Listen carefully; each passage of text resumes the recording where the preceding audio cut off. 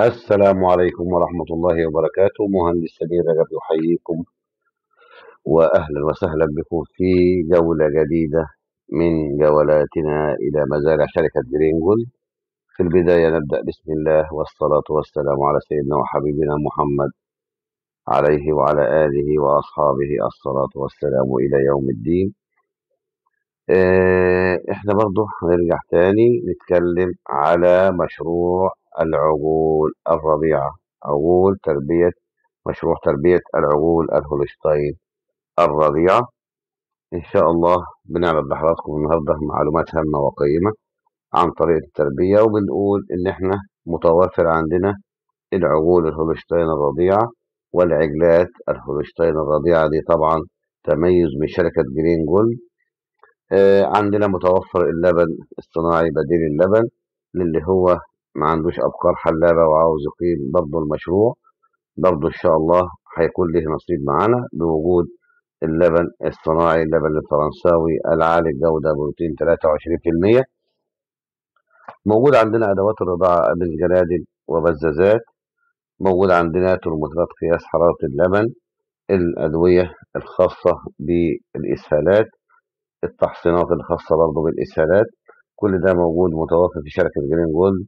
أهلا وسهلا ومرحبا بكم، نبدأ مع بعض.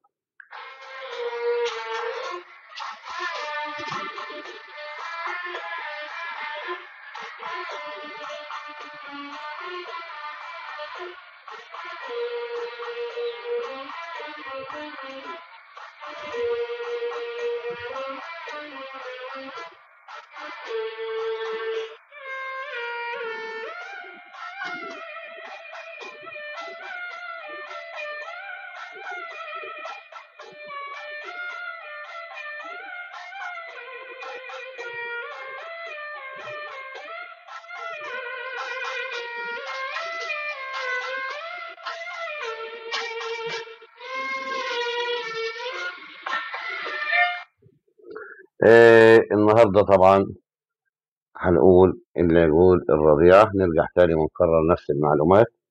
النهارده لو أنا عاوز أقيم المشروع بتاع العجول الرضيعة ببدأ بست عجول.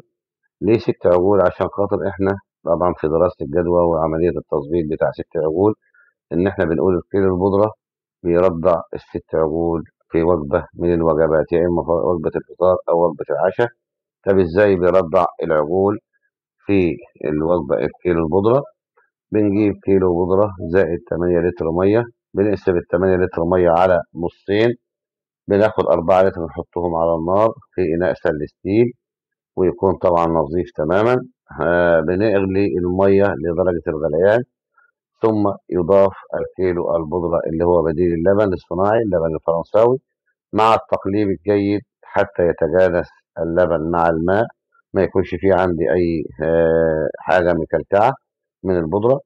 وبعدين بنرفع منها على النار، ننزل على الأرض، نحط الأربعة لتر الماء اللي أنا كنت سايبهم مسبقا، اللي هم نص كمية التمانية لتر مية، ونقيس بمقياس الحرارة اللي هو ترمومتر اللبن لغاية ما يديني درجة الحرارة 39. ببتدي أحط في الجرادل أو في الرضاعات البزازات، طبعا بنفس الدرجة. عبل ما بنقوم بالعملية دي يبقى اللبن النهاردة عندي على درجة حرارة 38، وده طبعا بيكون المناسب للعجل تماما. بيرضع العجل، ينتهي من الرضاعة لدرجة 37، وهذا هو المطلوب. طبعا يبقى احنا كده عندنا الكيلو بيرضع لي ست عجول في الوجبة. كده أنا بظبط الدنيا معايا على أساس إن الشكارة على هذا الوضع بتكفي العجل رضاعة 75 يوم. يعني أنت لو اشتريت العجل عمر 15 يوم إلى جانب شكارة اللبن بتاخد معاه 75 يوم بتكفيه العجل، يعني يبقى كده 90 يوم اللي هي مدة رضاعة العجل حتى الفطام. طبعا مع النهارده في وسط النهار بنبتدي من بعد العشر أيام الأولى نضيف له علف 23% بادي تسمين أو غير رضيعة، وده مهم جدا عشان نعود العجل من البداية على الأعلاف الجافة المركزة، وبالتالي يكون العجل بعد ما نسحب منه اللبن بالتدريج ونعده للفطام ما يحصلش عنده انتكاسة، ويواصل العجل في الازدياد والنمو مباشرة بدون أي مضاعفات. النهاردة أخطر حاجة بتواجهنا في العجول الرضيعة وهي عملية الإسهالات. طبعا العجل لو محصن من أمهات محصنة بالتالي ما بيبقاش فيه عليه أي خوف قوي أو إن هو لو تعرض للإسهالات. طيب هو لو مش أمهات محصنة وحصل له إسهال، طبعا بنتعامل مع الإسهال بالمربوسين والمرجال. طبعا بندي 2 سم مربوسين لمدة 3 أيام، والمرجال 3 سم متواصل لغاية ما نمنع الإسهال تماما، أو يمنع الإسهال. بنجيب له برضه من الصيدلية البشري شراب نازوكسيد وفيلاجين، ده مطهر معوي قوي الاثنين مع بعض. بياخد 25 سم مربوسيل ونازوكسيد و25 سم فيلاجين بعد الصبح، وإن شاء الله برضه في المغرب، لغاية ما لمدة 3 أيام لغاية ما يتطهر تطهير معوي كامل، عشان خاطر إن العجول تبقى نضفنا الجهاز الهضمي تماما من أي ترسبات أو أي تعفنات داخل الأمعاء والكرش، وبالتالي يصبح العجل النهارده متلقي ومتقبل العلاج، ويعدي من أزمة عملية الإسهالات. النهارده طبعا عندنا عجول بنعرض، عندنا المونبليار زي ما انتم شايفين، بسم الله ما شاء الله، عجول مونبليار. طبعا العجول المونبليار هي ناتج لتلقيح العجول السيمنتال مع الهولشتاين، بيدينا مونبليار. وعندنا العجول الهولشتاين الرضيعة، اللي هي طبعا بنعرضها دايما لحضراتكم. عاوزكم تلاحظوا ان حيويات العجل ونشاط العجول دي اهم حاجة ما في الموضوع عند الاختيار. طبعا النهارده توفير العجلات الهولشتاين الرضيعة ده سبق لشركة جرين جولد، هيكون ان هو يتوافر باستمرار، دي حاجة عظيمة. طيب عندنا العجول برضو متاح للبيع من الفطام من عمر 15 يوم وحتى بعد الفطام. عندنا عجول بعد الفطام من 90 يوم أو 100 يوم إلى غاية أكتر من كده. وعندنا العجول اللي من بعد ال 100 يوم دي بتتباع بالوزن بالكيلو. وعندنا العجلات الهولشتاين من عمر 15 يوم إلى ما بعد الفطام. وعندنا العجلات النامي اللي هي عمر سنة، تمام، دي برضه متاحة. وعندنا العجلات اللي هي تحت العشار الهولشتاين.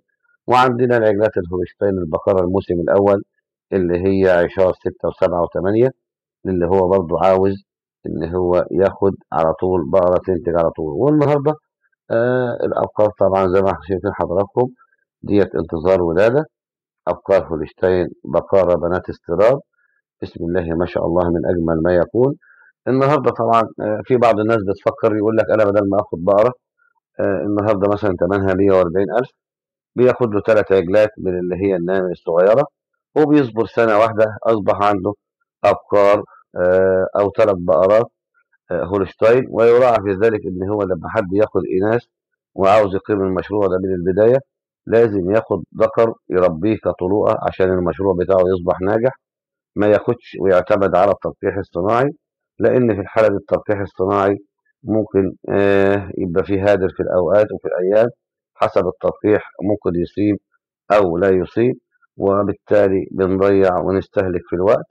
فأحسن حاجة لما أبتدي باخد عجلات فطام وبتعامل معاها، باخد عجل أو عجلين طلوعة لو أنا باخد قطيع، وأصبر بس سنة، وبعد السنة يصبح عندي قطيع من الأبقار الهولشتاين الحلابة العالي الإضرار اللبن. وبعد كده المشروع بيشغل نفسه إن شاء الله بفضل الله، وبيكون مشروع مربح جدا.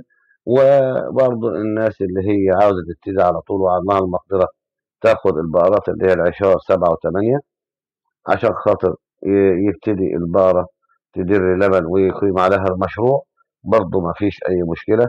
كل الأشياء متاحة. يعني عندنا مراحل العجلات الهولشتاين من 15 يوم لأي عمر تحبه لغاية العشار متواجد إن شاء الله. العجول الهولشتاين برضو عندنا من ال 15 يوم لغاية عجول اللحم الهولشتاين برضو متواجد إن شاء الله. وعندنا الأبقار موسم تاني وتالت متاح برضو إن شاء الله بفضل الله للبيع.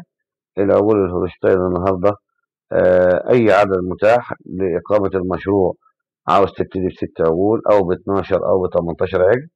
زي ما احنا قلنا اللبن الفرنساوي متوفر عندنا ان شاء الله. الجرادل بتاعة الرضاعة والبزازات برضه متوفرة بفضل الله. المستلزمات البيطرية بالكامل من سرنجات سنون أو أي شيء مستلزمات الإنتاج كلها دي طبعا عجول بعد الفطام إن شاء الله أوزان من 110 إلى 150 كيلو، وفي أوزان من 200 ل 250، وفي من 250 ل 300 كيلو. كل ده متوفر إن شاء الله في شركة جرين وود.